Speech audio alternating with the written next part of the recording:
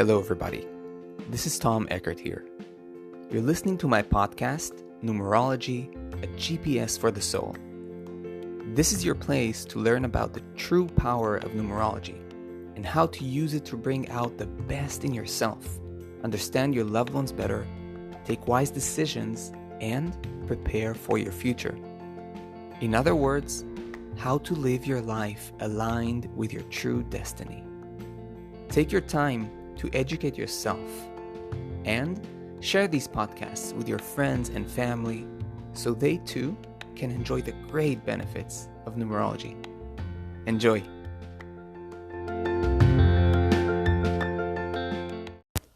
Hello there, my friends, and welcome to today's episode.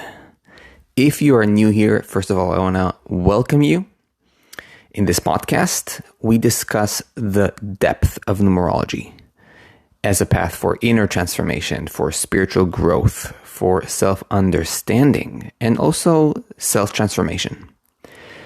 I try to make numerology as accessible, as grounded, and applicable for everyday life matters, and do my best to provide you with grounded information so that you can apply it, so that you can use numerology in order to improve your life, live it in a more conscious and balanced way, and align eventually with your soul and with your deeper purpose. Now, before we start, I just want to invite you to a spiritual summit I'll be taking part in. This summit will have many spiritual experts in many spiritual fields, and it'll last until the end of April. It is completely free to join, and I'll give you more details if you want to register in the end of this episode. Now, here are just a few ways you can dive deeper into numerology, should you wish to do so. First of all, you can book a numerology reading with me. In a reading, you can ask any question that is burning in your life and get precise answers tailored exactly to you. You can read more about my numerology readings and contact me through the link in the episode description to book a reading with me. If you wish to study numerology on a deeper level or even pursue it as a career, you're welcome to check out my numerology study paths. First of all, you can check out my self-study numerology course, where you can learn the fundamentals of numerology in a very comprehensive way at your own pace, from your cell phone, your tablet, or your laptop.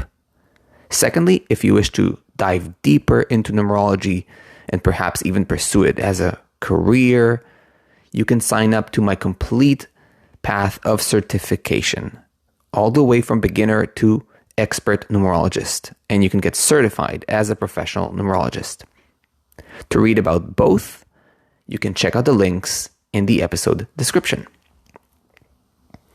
And now, without further ado, let us dive into today's interesting topic. I called it scary numerology. So let's explain what that actually means.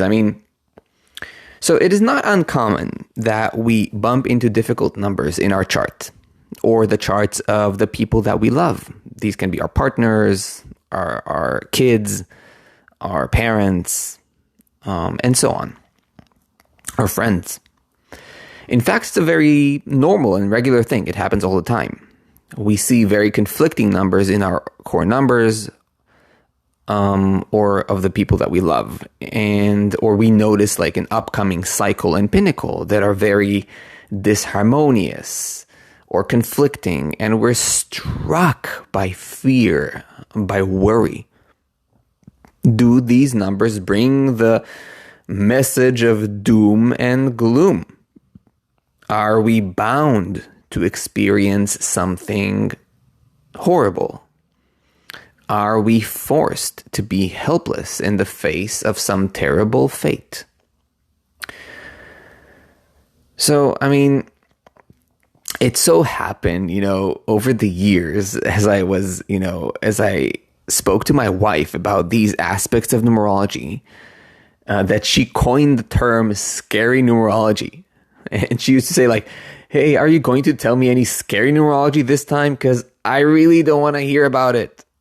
And that always makes me laugh, and usually we will both laugh about it, and I will then give everything a deeper explanation and context. But the question we are asking together in this episode is whether or not there is truly anything to be scared about. Are conflicting numbers indeed a sign of doom and gloom? Is it all fated and bad? Or is there something we can do about it? So let's dive deeper into these important questions. In general, just to make sure we're on the same page, or for those of you who are new to numerology, difficult numbers can only be called difficult in the context of number combinations. There is no such a thing as a difficult number as a single digit. No number as such is difficult or easy. It is simply a quality, a universal quality with a shadow and a light. So it's not easy or difficult. But when two numbers that are pulling in very opposing directions, right, come together, that's when we can call a number combination. We can say a difficult number combination or a conflicting number combination, right? That's what I mean by difficult numbers. Take, for example, combinations like 4 and 5, or 1 and 2, or even 5 and 6.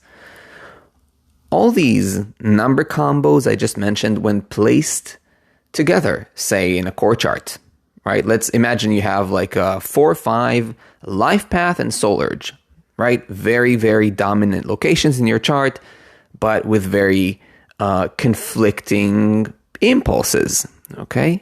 And intentions. Or when they appear in your cycle and pinnacle, right? Like this is going to be your circumstantial reality for a while, or as I like to call the cycles and the pinnacles, like your school environment.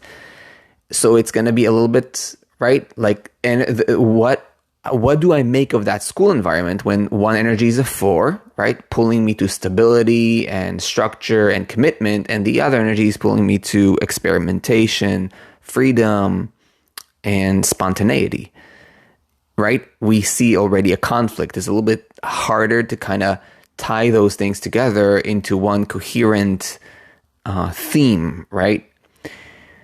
So in a way, when we see them in our core chart or the cycle and pinnacle, they will always generate some form of conflict or inner split or a challenge. That's what we mean by difficult numbers, okay?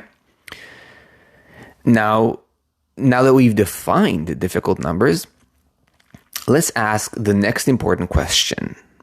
So are challenges or even difficulties bad? Are they inherently bad? So, I mean, in this podcast, my dear friends, we are about spiritual growth and maturation. And as such, we want to be real with ourselves. And so let's be real right here and right now. Are challenges and difficulties not part of life?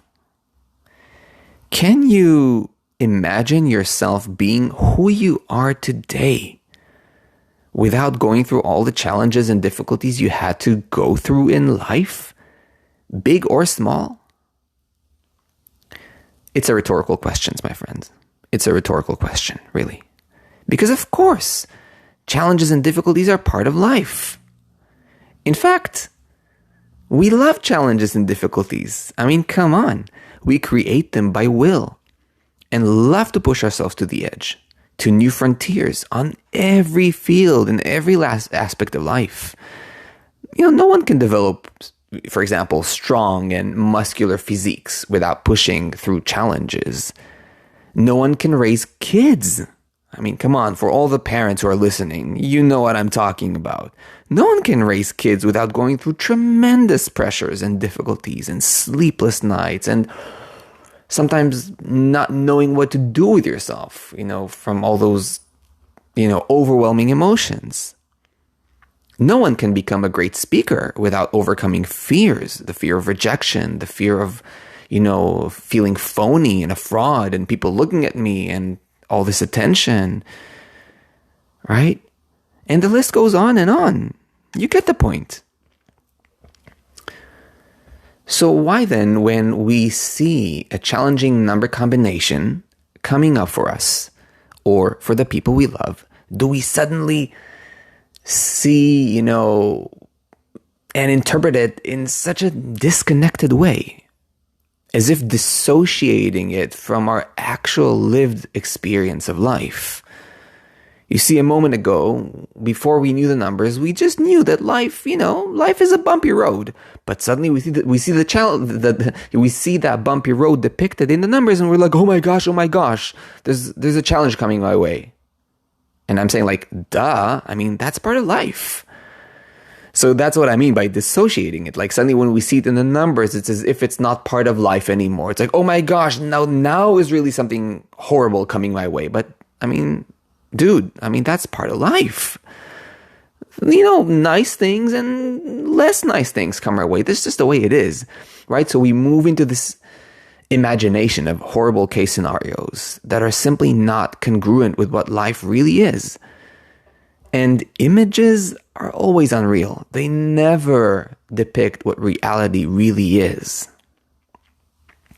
Now, I'm going to say something that's a little bit difficult to hear or digest, particularly for our egos. Our egos won't like it, okay? But truth is that a part of us prefers to be afraid. Because by being afraid, we feel a fake sense of control over life's events. We want to make sure that life goes according to our plans. And so instead of simply committing to the only thing you can do, which is to live the best you can with honesty, sincerity, awareness, and willingness to learn and grow, you try to forcefully hold on to an image of how you want life to be and what you do not want to experience under any circumstances. You see? And that's why we often unconsciously, again, there's no one to blame here. It's simply something we want to watch and observe together. That's why we oftentimes hold on to the fear. It gives us a fake sense of control. As if by being extremely anxious, we're going to make sure it's not going to happen. Now, the funny thing is that when we bump into conflicting numbers such as 1 and 2 or 4 and 5 or others that I mentioned earlier, 5, 6 or whatever, 4, 9, we don't actually know what will come out of that. There are so many possibilities, in fact. Some of them may even be good and beneficial. And in the end, even if after a temporary difficulty or challenge, it anyhow turns into growth and goodness, that's simply the nature of life. In Hebrew, okay, there's a saying, it's like, if it's not good, it's not the end. Right? So it's like, in the end, it's always good. That's the point. Even if it's challenging. But we want to force secure, in a sense, an image on life that is always safe. And that is, of course, never the case, with or without the numbers. And funnily, it's also never the case even if all your numbers are fully harmonious in all ways and forms. That's what's so striking. It's not like that because that's not the nature of life, to be without conflict and difficulty. In fact, that's part and parcel of life, to have challenge, difficulty, because that's what makes life interesting, what makes life such a potent space for growth. Which leads me to the next topic of fate and free will. But before I keep talking any further, if you're enjoying this podcast and you want to keep learning more grounded, applicable, and high-quality numerology, make sure to click the follow or subscribe button on the platform you're listening from, and make sure to become part of my numerology community. And also, make sure to check out the questions at the end of this episode. I'd really love to hear from you, and it helps me to know more about you, and therefore provide you with better content. You can also listen to other episodes and see the questions at the end of those ones and answer them as well. So now let's talk about fate and free will. And it's a question that many of us ask, right? Where do we strike the balance between the two? And the way I approach it is, life is a meeting point of both. To illustrate this, think of two people sitting next to a window watching the sunrise. The sun rising happens whether we like it or not, whether there is peace on earth or everything is being bombarded by a raging war. Really, the sun just does what it does, right? It doesn't care whether we're good boys and girls or wreaking havoc all over the place. It simply does its thing. It moves, right, in the solar system, and the earth spins. So we see the sunrise and sunset. To me, that's fate. It's what life does regardless of us. However, as the sun rises, these two people I mentioned earlier may react very differently, right? So one may feel the rapture and awe of those precious sun rays, feel grateful and inspired to do something healthy and creative this coming day, while the other person may quickly rush to pull the curtains and close them and go back to bed so they can keep escaping life and insist on their negativities. That to me is free will, my friends. Now, of course, there are subtleties to this, right? We don't know what are the conditions that make the other person rush back to bed, but by and large, okay, it may be a bit of an oversimplification, but I'm trying to get a point across, right? There are subtleties, but in the end, there is what happens that is completely out of our control, and there is the part that belongs to us, which is what we do about it. How do we react to it? How do we approach it? So, say I have a cycle and pinnacle 1 and 2 coming up. Does it mean I will be forced to divorce my husband or wife, even if I don't want to, even if both of us don't want to? Well, the answer here is very simple. No. It will certainly bring up conflicts and challenges to deal with. Perhaps even challenges in your relationship. I'm not going to deny that. I'm not going to try to wishy-wash it by softening everything, because that's not life. Conflicting numbers will bring about some level of conflict, sometimes light, sometimes more intense. There's a whole range. But again, is it bad? Of course not. Can it be uncomfortable? Yes, it can. Is it a prophecy of doom? No, not at all. First of all, you don't exactly know what the conflict will be like. You can have an idea of the general themes and possibilities because you get to know the numbers well, but you can't predict what exactly it'll be. Secondly, you are still there, part of the picture, someone who actually has a say, someone who can choose and act and grow. So, even if something difficult or challenging may be on the horizon, with the right attitude and spirit, you can turn anything into gold, into growth and beauty. And that perhaps leads me to, the pinnacle of this conversation, of this episode, and maybe the biggest takeaway for us together here. I always say that consciousness or soul precedes numbers. That's the most important point in this entire conversation. That's the major takeaway. You are not your numbers. Contrary to what many, many people think, right? They're giving far too much emphasis to the numbers and importance. Now, they are important, but let's understand what's what here, okay? You are not your numbers, essentially. Before you are the numbers, you are unlimited, observing, luminous consciousness or soul. And when I say before, I'm not talking in terms of time. I'm speaking to your existential structure. I'm referring to that part of yourself.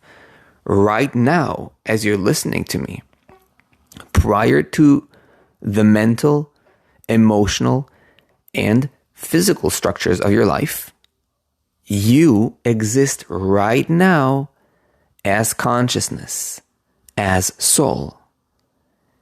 And it is this luminous soul, this luminous part of you, that eventually decides how to approach an experience, and that can turn even the toughest materials into gold. We love epic stories, don't we? You know why? Because epic stories remind us of who we really are, the soul that we are, the consciousness that we are. And every epic story is filled with challenges and the need to overcome them. And don't we love the challenges? And aren't we happy when they're overcome? And doesn't it make the main protagonists, and which are basically us in our own lives, more beautiful, more rich, wiser, more luminous and radiant, more truthful and polished and pure, radiant? That's the whole point, my friends. So the bottom line is, you shouldn't be scared of numbers. It is your soul that chose to work with those numbers, both as character and circumstances. Your job is to accept whatever comes and imbue it with your love, your wisdom, and willingness to grow. There is no such a thing as scary numerology. That's for little kids, for people who don't want to take any responsibility for their lives. Now, I'm not denying that when you see a challenge coming up, you can't feel a little bit afraid, uncomfortable, or worried. When it's happening with healthy proportion, that's called simply being human. And in a way, it is also helpful, because when you're a little bit worried with proportion, it can help you prepare for stormy days, right? But to abdicate all your power and go into complete anxiety, panic, and dread is unnecessary and imbalanced. It's nothing to blame yourself for in case that happens to you. Of course not. But it's simply a good reminder that if it does happen to you, perhaps it's good to regain perspective. And you can do that through quiet contemplation, sometimes maybe even just like setting the numbers aside for a little while, coming back to life, looking around you, talking to people, seeing, hey, everybody's going through stuff. It's not like that suddenly, now that I look at the numbers, right, it's the first time that challenges are coming my way. It's simply that the numbers help me make sense of my challenges. They help me understand the themes of things that are anyhow occurring and taking place so that I can better understand the meaning and the purpose of those things. That's the amazing advantage of numerology, the gift, the benefit. You can also talk to good friends that can help you come back to a sense of balance and healthy perspective, or sometimes even just go to a good therapy. Sometimes we need somebody to hold space for us to go through a certain process if we're a little bit overwhelmed. Okay, my friends, so just remember all of that. Remember to stay with, to keep a good perspective. Remember that numerology is just here to inspire you, to help you grow, to help give you, to be a good GPS on your journey. And as promised in the beginning, I want to invite you to a spiritual summit I'll be part of. I'm going to be one of the featured speakers in an annual online event with over 20 experts in spiritual fields, various and interesting spiritual fields. Now it's already the 11th season of this summit. It's called the Living an Elevated Existence Mind, Body, and Soul Summit. And it gathers top experts in mind, body, healing, opening intuition, and manifestation fields. And it's all about giving you many tools and perspective to getting unstuck and getting inspired to grow in the direction that you want in this new year. It's hosted by Tammy Mastroberde, the #1 best-selling author of the award-winning book, The Universe is Talking to You. You can find this book on Amazon if you want to take a further look. Now, it's totally free to register and to listen to, and it lasts until the end of April with 2 interviews every week to give you space and time to really dive into it and learn and immerse yourself.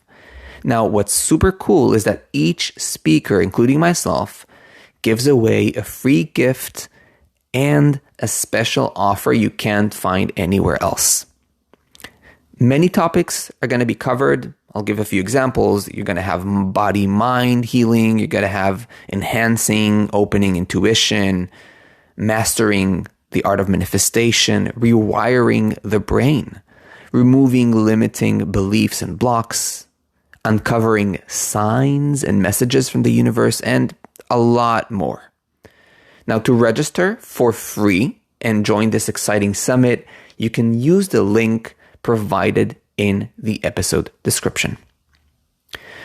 And before we wrap this up, my friends, if you are enjoying this episode and this podcast and want to keep learning in-depth numerology, make sure to click the follow or subscribe button on the platform you're listening from and make sure to become part of my numerology community.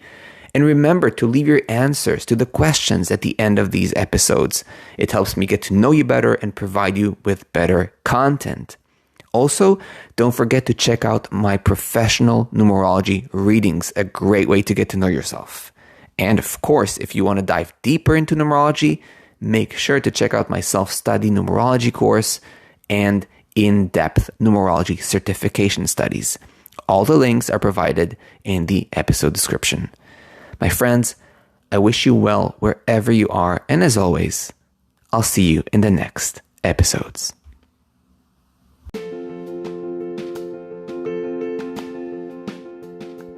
I hope you enjoyed this podcast.